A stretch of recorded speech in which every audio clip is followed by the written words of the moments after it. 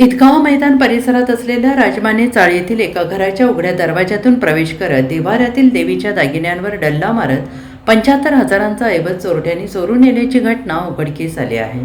सदर चोरीची घटना ही सोमवार दिनांक 1 जून रोजी दुपारी 2 ते 4 वाजण्याच्या सुमारास घडली आणि या प्रकरणी चंदा यमनप्पा वजने वय वर्ष 58 यांनी सांगली शहर पोलिसात फिर्याद दिली आहे। आणि याबाबत अधिक माहिती अशी की चंदा वजने या आपल्या कुटुंबियांसह शहरातील वखारबाग परिसरातील राजमाने चाळ परिसरात राहतात। सोमवार दिनांक 1 जून रोजी चंदा या उन्हाळ्याचे दिवस असल्याने दुपारी 2 वाजण्याच्या सुमारास घराचा दरवाजा उघडा ठेवून झोपल्या होत्या। यावेळी अज्ञात चोरट्यांनी घरात झोपलेले पाहून प्रवेश केला।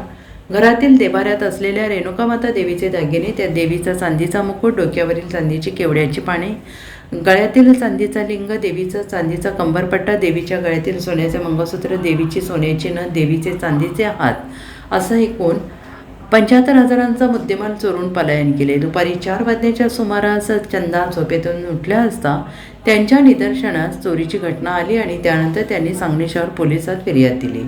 त्यांच्या फिर्यादीवरून पोलिसांनी अज्ञात चोरट्यांविरोधात गुन्हा दाखल केला आहे।